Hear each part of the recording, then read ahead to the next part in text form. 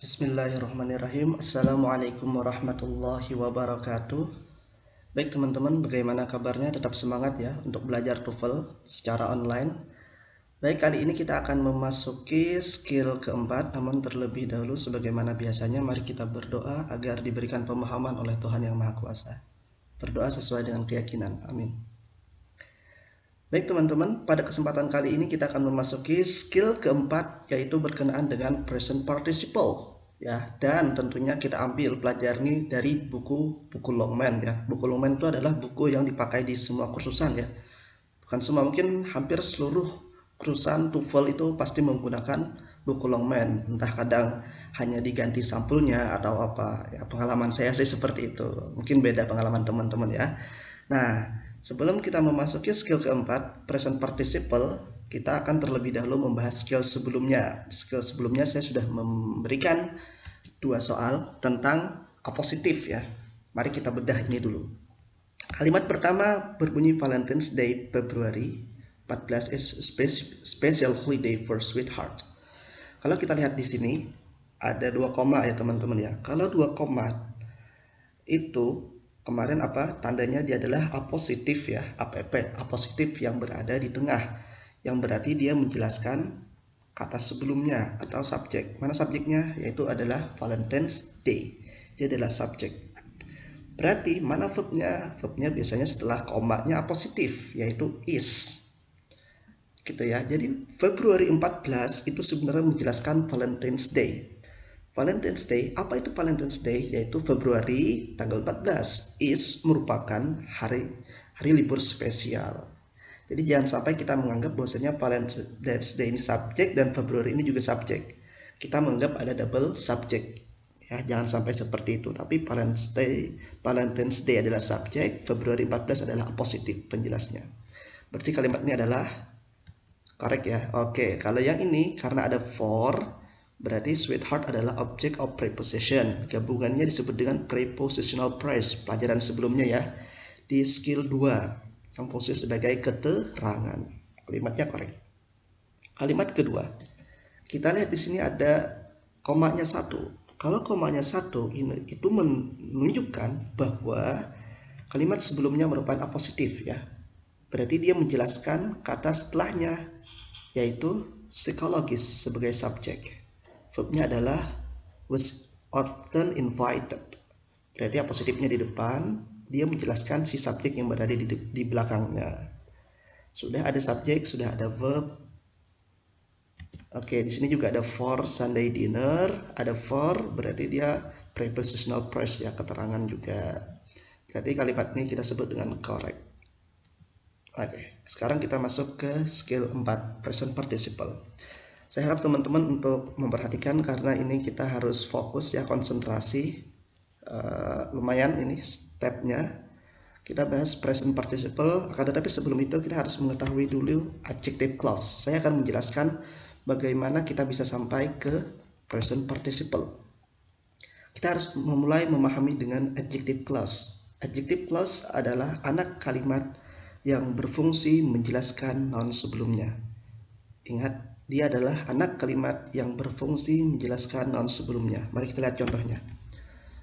Contohnya adalah the man who studies TOEFL every day will get better result. Oke. Yang disebut dengan adjective clause itu adalah ini. Who studies TOEFL every day. Karena dia fungsinya menjelaskan noun sebelumnya, yaitu menjelaskan the man yang berupa subjek. Artinya kan sebenarnya laki-laki yang belajar TOEFL setiap hari akan mendapatkan nilai yang bagus. Intinya kan laki-laki akan mendapatkan nilai yang bagus. Tapi laki-laki yang mana? Nah, inilah adjective clause menjelaskan itu laki-laki yang belajar TOEFL setiap hari. Nah, berarti who studies TOEFL every day ini menjelaskan si man. Sesuai ya dengan definisi adjective clause ya, yaitu anak kalimat yang berfungsi menjelaskan noun sebelumnya. Anak kalimat itu berarti ya kalimatnya terdiri dari beberapa kata gitu ya. Dan dia menjelaskan kata sebelumnya yaitu the man. Kalau kita lihat di sini, unsur yang membentuk adjective clause itu adalah who, yang kita sebut dengan conjunction atau kata sambung. Dan harus ada verbnya ya, harus ada studies atau verbnya. Sedangkan TOEFL everyday, TOEFL-nya itu adalah objek dari studies, everyday itu keterangan hari ya, dan ini nggak wajib. Yang wajib itu adalah adanya conjunction dan verb. Berarti adjective clause itu terdiri dari conjunction berupa who dan verb. Verbnya kembali ke man. Siapa yang belajar? Yaitu adalah laki-laki. Nah, ini adalah contoh adjective clause. Who studies TOEFL everyday itu adalah adjective clause yang menjelaskan the man. Oke, biar lebih paham ya, kita lihat contoh lain. Misalnya kayak gini. I teach students who study hard. Yang mana yang adjective clause? Adjective clause adalah yang who study hard. Karena dia menjelaskan si student. Siapa yang belajar dengan keras? Yaitu adalah student. Ya, gitu ya. Jadi adjective clause ini menjelaskan kata sebelumnya. Oke, dan di sana ada sama rumusnya, ada who, ada berupa conjunction, ada study ya, berupa verb. Di sini I sebagai subjek, teach sebagai verb, student sebagai objek. Dan adjective clause-nya ini menjelaskan si student, menjelaskan si objek. Beda dengan contoh yang pertama.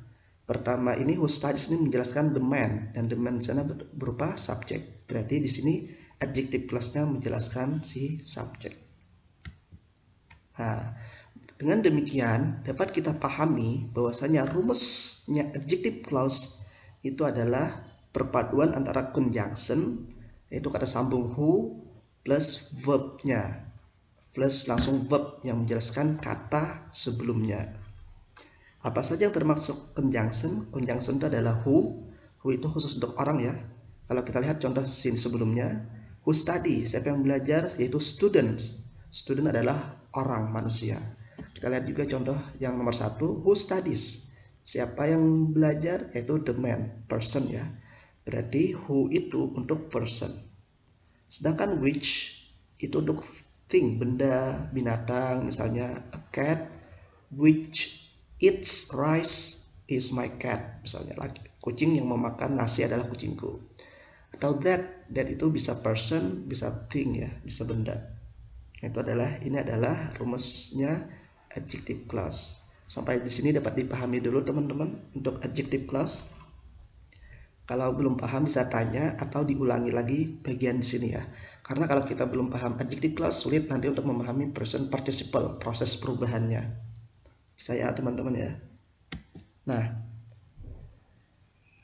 mari kita lihat apa itu dimaksud dengan present participle. Present participle itu adalah adjective clause yang telah mengalami reducing, pengurangan ya. Reducing itu artinya pengurangan. Karena kalimat, coba kita lihat contoh ini, the man who studies TOEFL every day will get better result, yang tadi itu kan ada adjective clause-nya. Dan yang kalau kita reduce, kalau kita kurangi, berarti kalimatnya akan kita perpendek. Oke, bagaimana terjadi hal itu? Kita lihat. The man who studies, adjective clause-nya, the man adalah subjek. Who studies-nya adalah adjective clause, sebagaimana kita pahami tadi. Baru will get-nya adalah verb. Ini masih kalimat normal ya. Kalau mau kita reduce, caranya adalah dengan cara menghapus, conjunction-nya dihapus, dan verb-nya dihapus, serta verb-nya berubah jadi verb ing.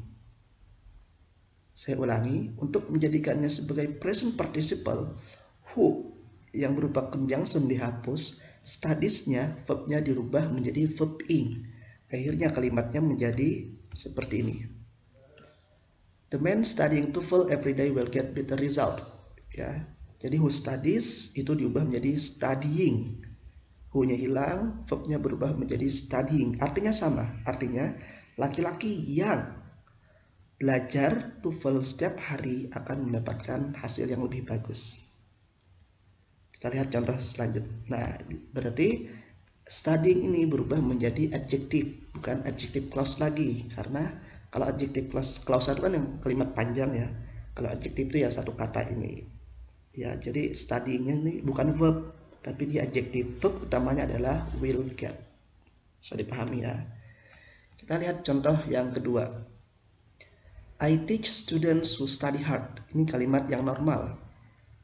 I subject, teach verb, students object, who study hard adalah adjective clause. Kalau mau kita reduce, caranya adalah who study-nya tuh dihapus, terus study-nya berubah jadi verb ing.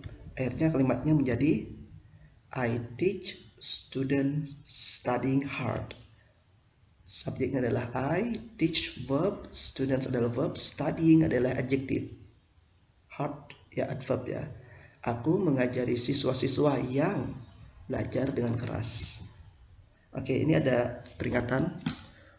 Teman-teman juga harus aware ya, bedakan antara present participle yang kita pelajari ini dengan present continuous. Present continuous itu adalah salah satu dari tenses yang 16. Apa bedanya?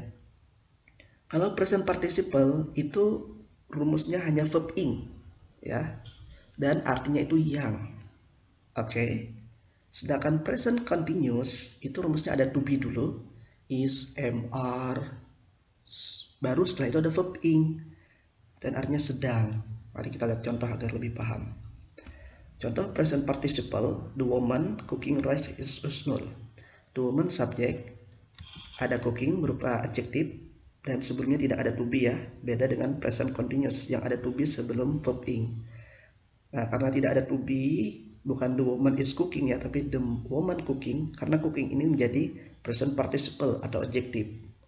Dan verbnya adalah is. Bedakan dengan kalimat ini.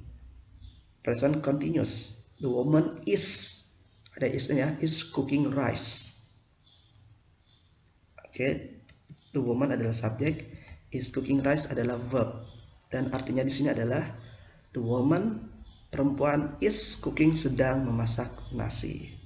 Nah, itu adalah materi. Jadi teman-teman juga harus aware perbedaan antara present participle dengan present continuous. Jika teman-teman ada yang belum dipahami, silahkan diulang lagi materi ini atau tanya ya, agar teman-teman bisa paham. Oke, tetap semangat. Baik teman-teman, itulah tadi materi TOEFL kita untuk kesempatan kali ini, yaitu tentang present participle. Dan jika teman-teman suka dengan konten edukatif ini, tolong bantu channel ini dengan cara subscribe, like, dan komen, serta bagikan infonya ke teman-teman di luar sana, sehingga lebih banyak lagi orang-orang yang berkesempatan untuk belajar TOEFL. Dan teman-teman tetap semangat ngaji TOEFL-nya. Saya tahu ini berat, tapi sesuatu yang berat itu akan menghasilkan sesuatu yang indah pada akhirnya ya teman-teman ya. Amin. Oke, terima kasih untuk menonton video ini. Mohon maaf. Wallahul muwaffiq ila aqwamit thoriq. Wassalamualaikum warahmatullahi wabarakatuh.